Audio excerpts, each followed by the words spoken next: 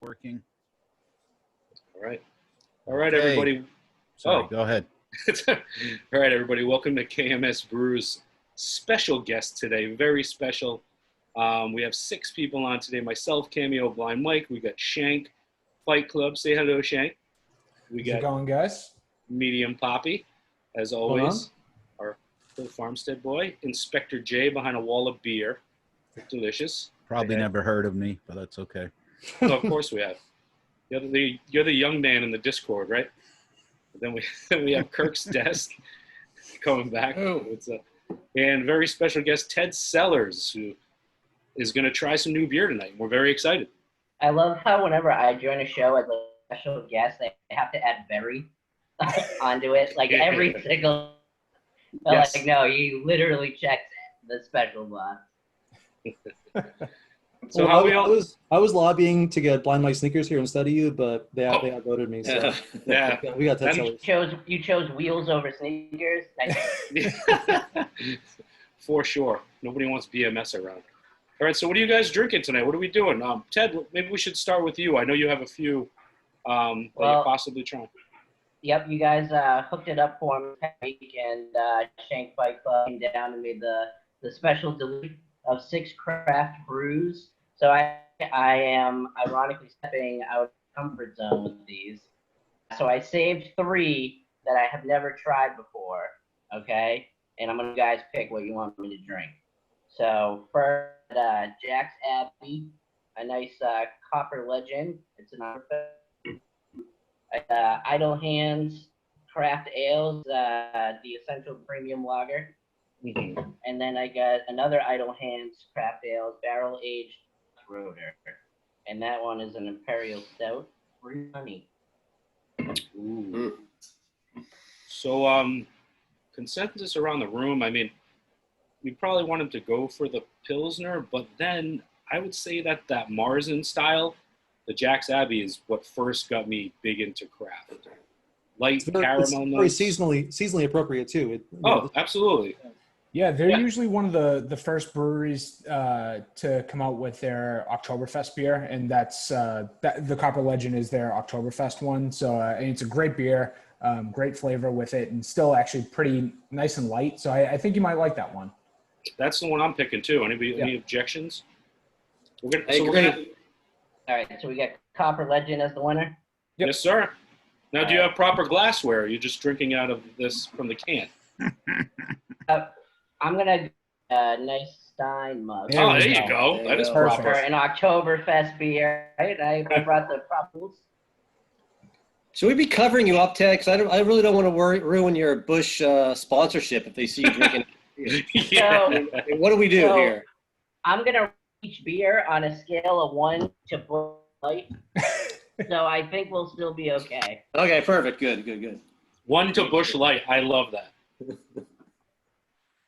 So who went to the Jack's Abbey festival?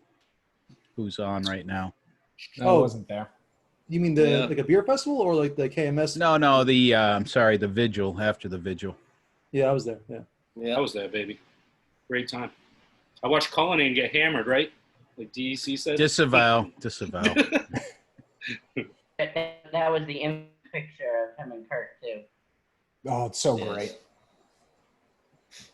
All right, but so we're all big fans of Jack's Abbey here, Ted. yeah. They do a tremendous job. I love the variety. I think we're all into it. So you got a good beer to start off, and just want to say big ups to the Shank for making that happen. That's awesome, dude.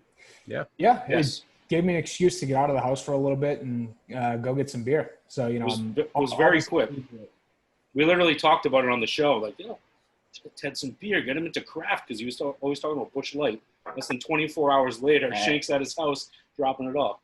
Hell yeah! I know, because my girlfriend the night before, I'm like, these guys went so awesome. And then the next morning, I woke up to like 2 texts like, "Hey, I'll be there around noon." I was like, what better service than this? Yeah. Right. All right, guys. Cheers. So as he's sipping, Inspector J, what are you doing tonight? Some water there, sir?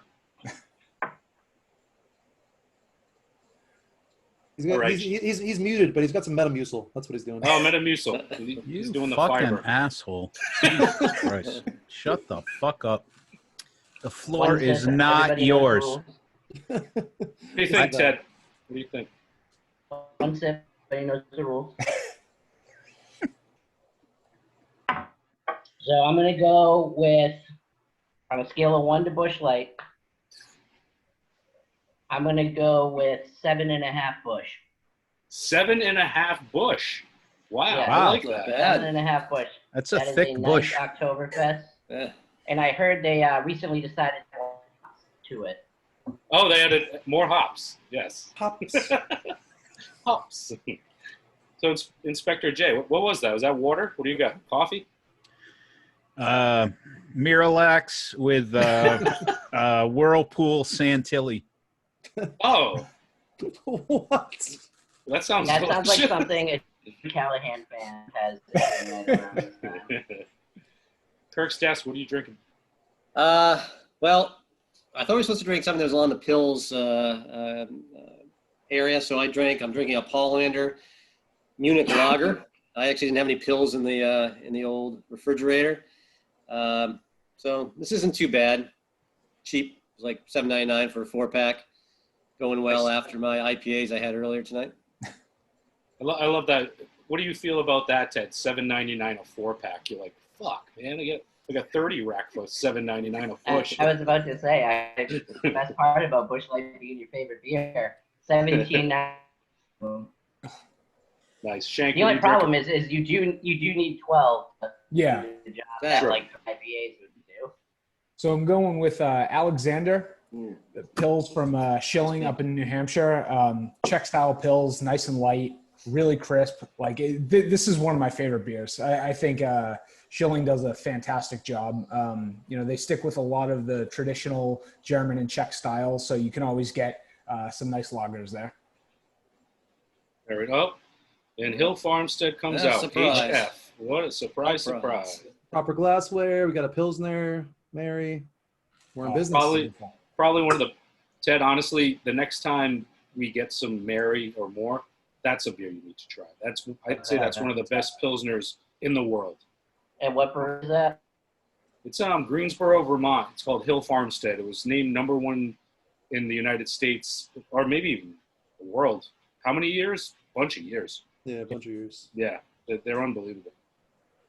I did do a brewery tour up in Berlin not too long ago. I think it was like last year. Nice. We're gonna get to that in a segment. I want to talk about because we all love the brewery scene. I'm doing a homebrew, regular sort of New England IPA with Citra, Amarillo, Mosaic. But I have a surprise for Ted. Got some Bush. Oh yeah. Bush beer. Tag them. Is that lemon flavored? What's that color there? Piss. I don't know. Urine. That It's is like from liquid Steve's gold, piss bottle. Inspector J. That's that color. Liquid gold. Yeah, Steve should have just said it was like Bush beer in his bottle, not piss. So does Ted automatically go to the front of the line for that Vermont beer ahead of me? The Homestead? They're pretty progressive, so I'd say yes. Oh, Well, okay. it's like Disney World rules. They see the wheelchair kid and they're like right ahead. Even if I have a fast Right to the pass, front. no? This is why we got you beer, because when we go to Disney, we're going to invite you and we want to get to the front of the It's line. the So, reason I went on family vacation. So very nice. So yeah, so what we've talked about it before. The craft beer world is so close to the KMS world. You see people with like a Trillium shirt, a Treehouse shirt, a Bush Latte shirt. You just feel an instant connection. You know, you can talk to them about something. You see somebody with KMS stuff, you feel the same way. And one of the big things I think we all like to do, some like to do it alone, other with friends and family, is go to breweries. Because there's so much camaraderie. It's cool. They have awesome music. They have local food trucks. And it just feels really good to, I don't know, you feel like you're supporting the community, your friends, and your family. And, dogs are running around everywhere, which I know Jay loves. Me and him went to Trillium together once, which was a really good time. And I'd love to do something like that again. So what do you guys? Not according to a typical dummy. Oh yeah, he's great. But what do you guys thoughts? I know you guys are all around a ton of breweries. Ted, what was that brewery tour you went to? Do you remember any of the breweries? Yeah, so I went up to Burlington just for like a weekend last year, probably around this time, and I did like the Magic Hat. I did all the ones in like the center of Burlington there. Just kind of hopped to and from. But I actually used to exclusively run a comedy show at a brewery.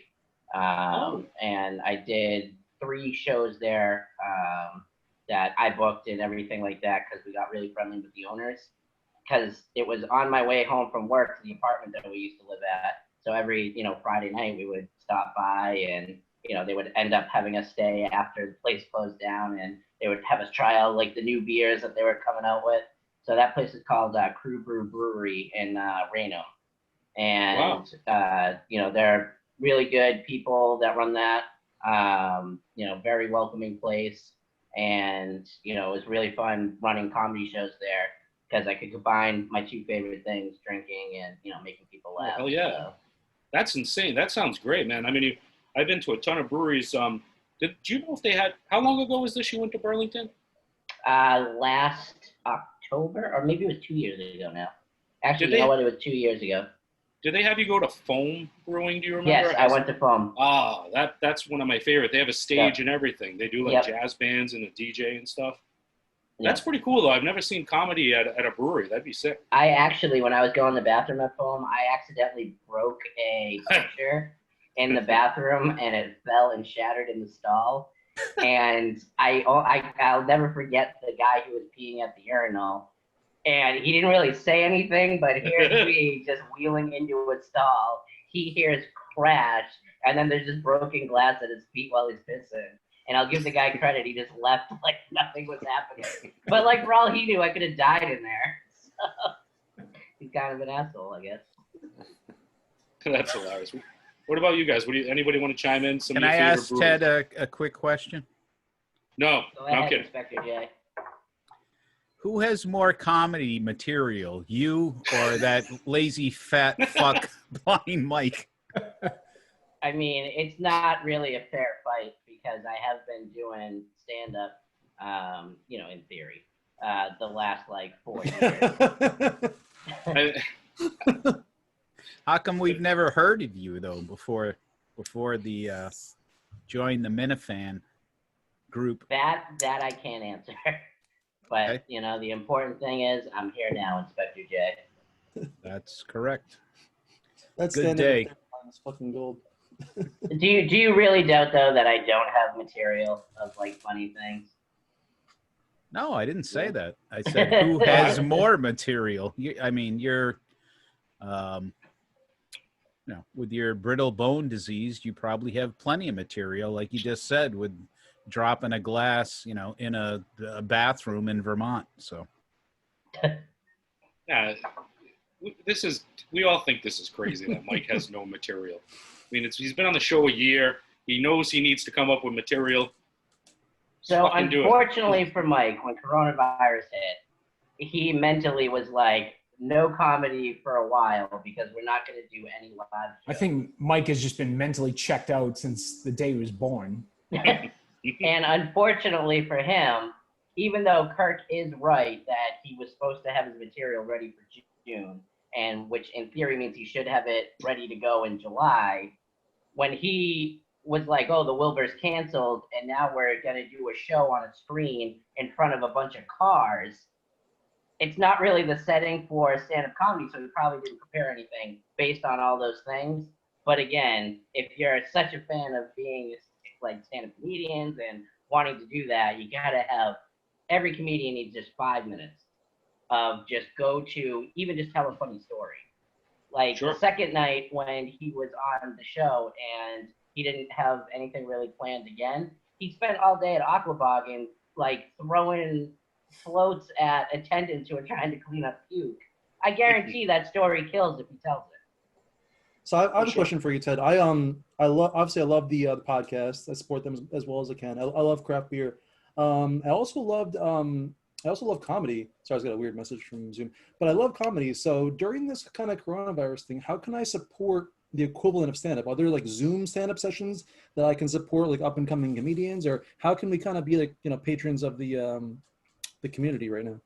So there are comedians that are doing like Zoom ones or whatever. It's honestly not for me. I've never felt like just talking into my computer without any actual feedback from a crowd or anything like that is just recipe for me to have people be like, oh my God, so funny in the comments, but you don't actually know. So the best way to learn as a comedian what works and what doesn't is to actually do it. And unfortunately, sometimes you bomb and then like, okay, well, that joke sucks. Like, did I get any laughs? If I didn't, then just scrap it in general. If I got some laughs, like, okay, which parts did I get that worked? And what other things can I add into it? So the majority of like the jokes that I do are all based on real life, but they may be exaggerated.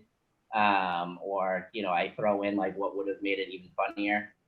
But if it comes to like other people and how you want to support them, if you see somebody that you've seen before that you like, or is, in the same style of a comedian that you like, buy whatever they're putting out, watch whatever YouTube, special they're putting out. We're seeing more like house party comedy that's starting up right now where people put like 20 chairs in a backyard.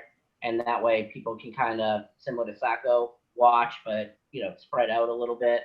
So if you hear stuff like that and you're looking for, cheap entertainment on like a Friday or Saturday night, keep your eyes peeled on social media to see if you have like one of those shows near you.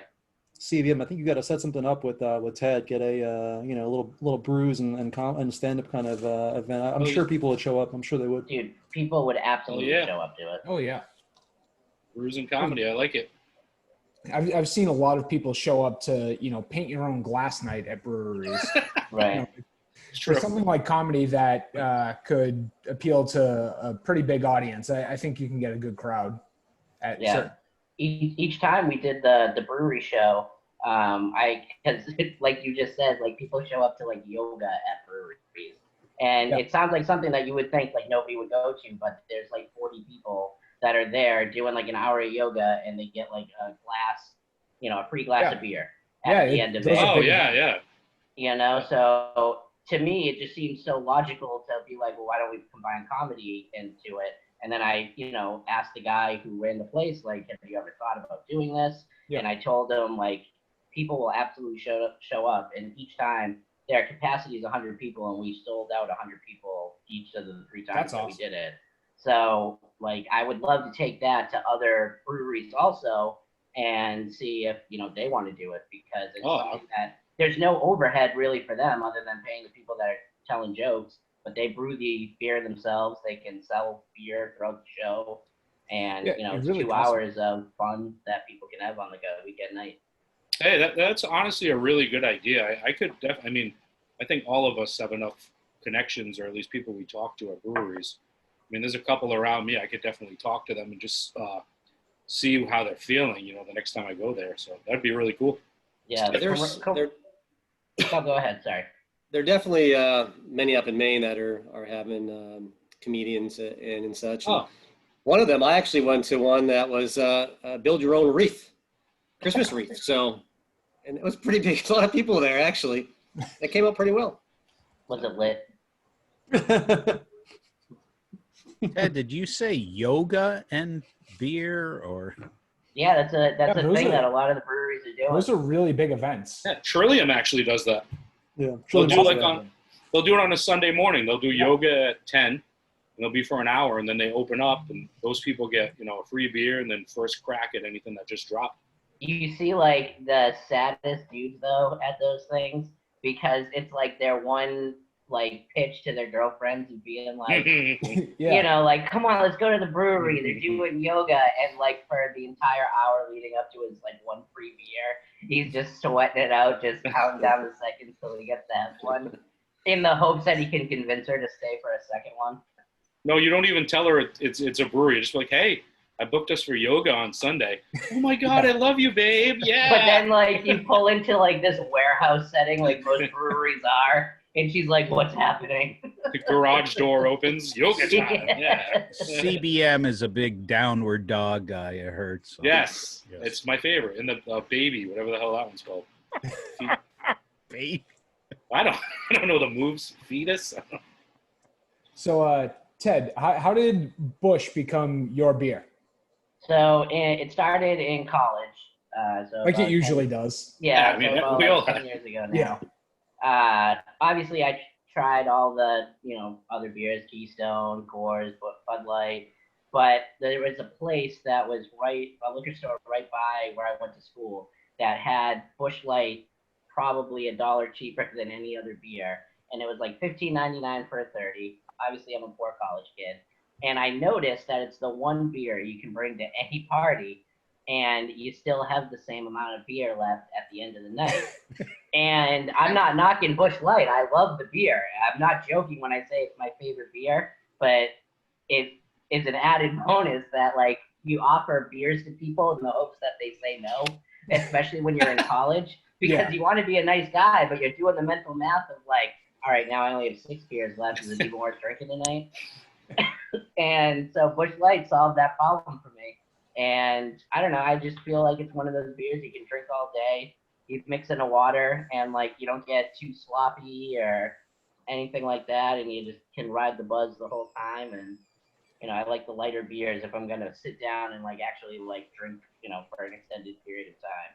Well, that's definitely one of the problems you run into kind of in the craft beer world, because a lot of places love their 7% IPAs, or you go to some places and they'll have 3 or 4 stouts on that are 10% or something, and it can be really difficult to go and have a couple and not be stumbling all over yourself right away.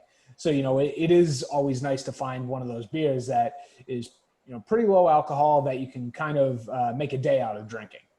Exactly. That's why I actually do like the session IPAs. Yep. When it comes to actually, drinking like craft beers and stuff, because those are the Busch Lights kind of the craft beer world. I know that probably kills all you beer snobs. No. Me making the comparison, but that's what I would say. I'm anti-session. Sorry. I think my favorite craft brew ever, though, I was down in Asheville, North Carolina. Here we go. 5 years ago. And I don't know if any of you guys have been, but since you love craft beer, that is the mecca of craft beer, especially here in the U.S. There is an entire block that is just breweries. So you can literally walk or wheel from brewery to brewery, and they all have their own like charm and own beers and everything like that, because they gotta compete with everybody else on that street as to why you should come into their brewery. And the best beer I ever had was at Wicked Weed Brewery down there, and it was called Cucumber.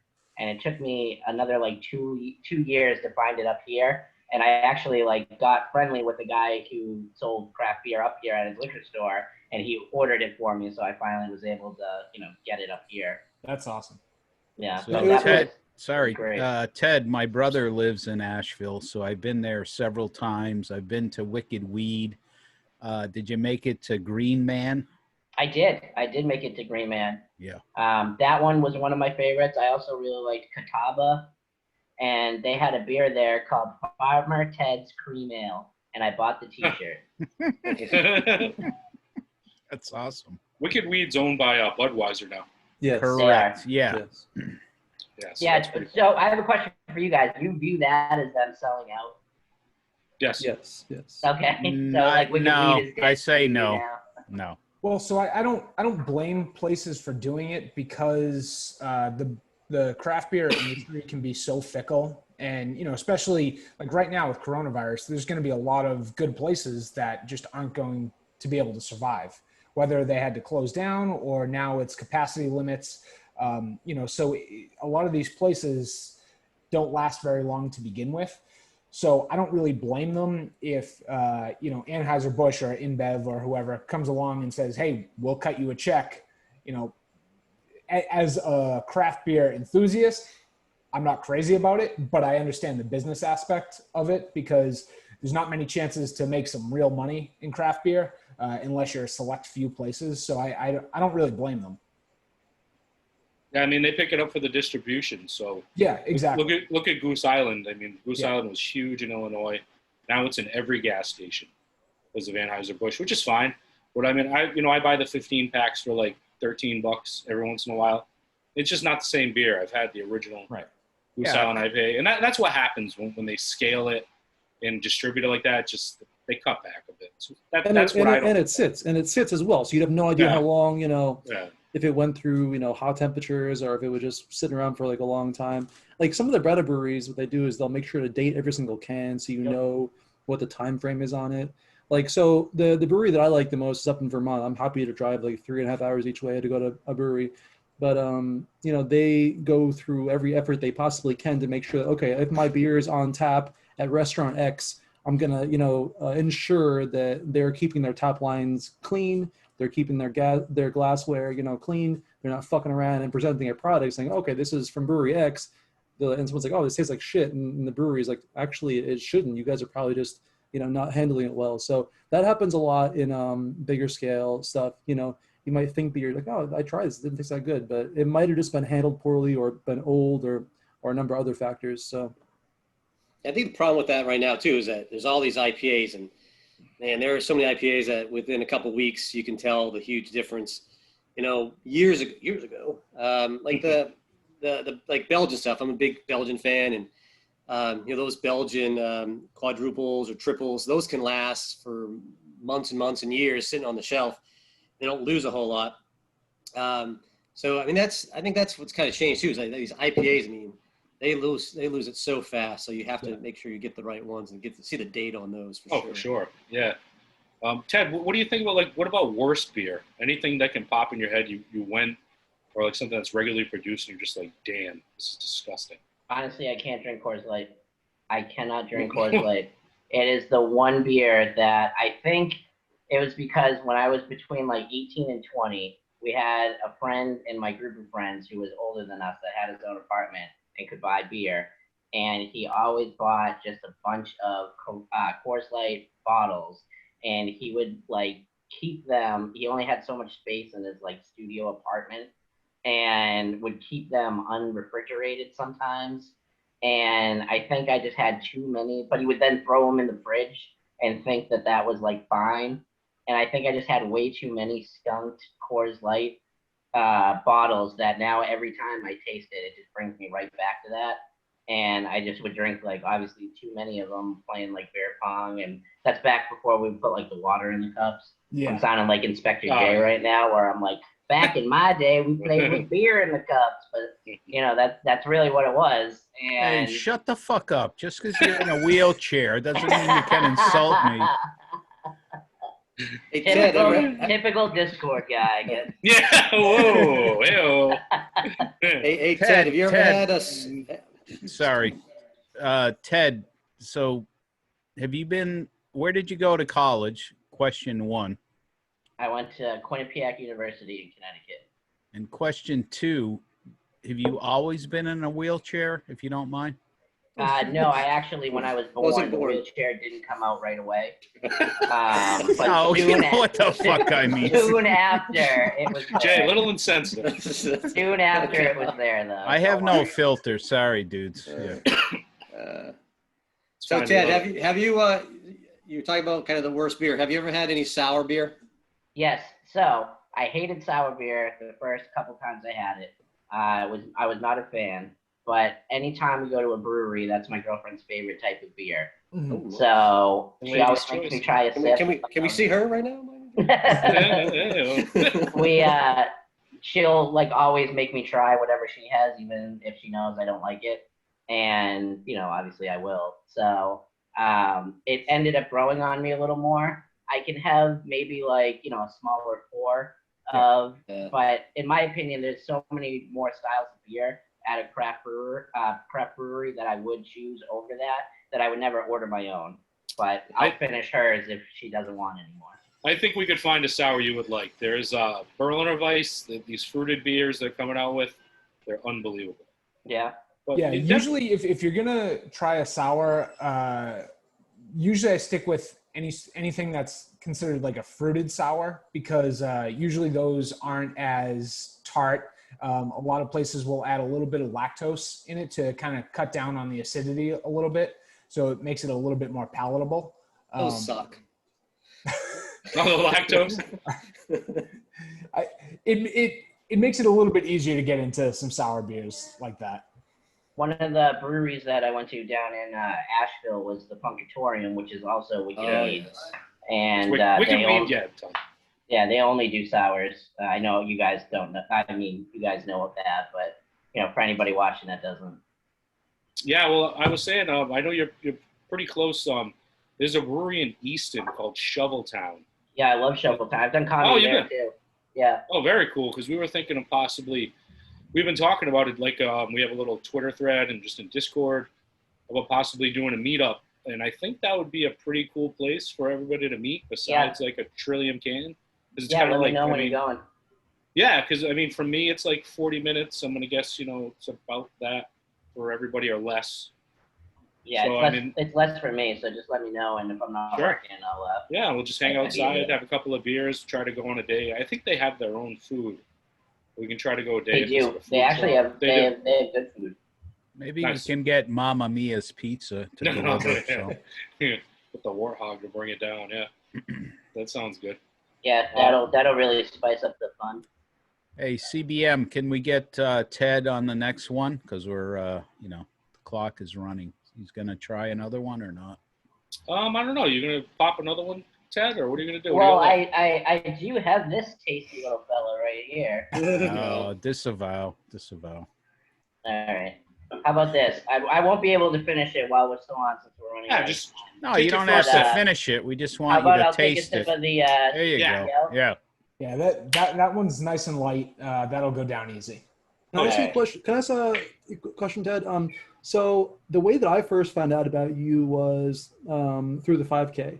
How did you get to know the KMS team? Who did you meet first, and how did you kind of get involved? So what happened with that is obviously I listen to the show every day and have always, not like wanted to like be a part of it, but, thought I could be funny in a sense, but never had a reason to like join in. And then all of a sudden they talked about on that episode, the guy calls in who's Todd's Takes on Twitter and mentions for the upcoming 5K how funny it would be that Blind Mike runs with a deaf guy. One is the ears and one is the eyes. And then Kurt goes, it'd be even funnier if we got a wheelchair guy that you had to push. So obviously, me being like, that sounds hilarious, I messaged Blind Mike on Twitter saying, if you want to, have somebody in a wheelchair to be the person that you push, I'll be your guy. I had messaged him about a month before that and invited him to have a slot on my stand-up comedy show at the brewery that I mentioned. And he actually answered me, and it was very, nice then, but he said he didn't think he'd have enough material in time, and I just didn't know if, he wanted to. Here we are a year and a half later, he still doesn't. Jesus, typical. Dude, everybody, when you rewatch this, watch Poppy's face at that. He's just like. To be fair to him, though, that was right after they announced that he had to do stand-up at the Wilbur, and I had a show coming up, so I was like, hey, if you want to try out some jokes, here's the show I'm on, I can, give you as little or as much time as you want. But, he was like, thank you for the offer, but, decline. And then this happened a little while later, so he answered that one. And he just sent back, he goes, are you really in a wheelchair? And I was like, yeah, I'll take a picture to prove it if you want. Imagine if you bought one just to be part of the show. You're like, right. I'm going to buy a wheelchair just to be a 5K. So he said he's going to run it by the boys. And then he texted me, messaged me back on Twitter the next day and was like, yeah, that's fine. They seem into it. And so I called into the show the next day. And that's when I got on the air, and it was actually, ironically, the episode that Mike stormed out of. I think it's been gold. I think we all do. You're getting a lot of good response on Twitter. And then just the Sacco stuff was just so funny. Oh, it was awesome. To see you guys, just do that. What was it, 3 or 4 hours, Mike said? That's so great. Yeah, I can't thank all the guys on the show enough for, how cool they've been. And just the the little opportunity that they've given me to be a part of their world is like really cool to me. Mike's been great, Steve's been great, Kirk's been awesome, and just for them to think to include me in something that is like the Sacco show, to do funny scenes with Mike, and the next day when they put me on a conference call with them, it was like real quick. They called me after the show. They were like, Ted, here's the idea. You're going to do movie scenes with Mike. Are you into that? And I was like, yeah, Kirk, I'm into that. And he was like, great. I was like, do I have to pick the scenes? He goes, oh, no. I know what the scenes are going to be. And then, I knew that they wouldn't let you pick for sure. Yeah, Mike texted me over the scenes that we had to do, and I was like, Jesus. And it's funny, the first scene that we did was actually the Brokeback Mountain, and somehow it got gayer as we went. Well, you had also done the transatlantic prank call too, right? Oh, that's right. So that's right. Back in the Which prank is call fantastic. days. Oh, thank you. Great call. So I knew my voice would be weird, and without knowing me and like the obviously the shtick I have now, I can't just call into a radio show and do a traditional prank. So I was like, I'll be Bob Murchison's transgender son, Gabe, because it works with the voice.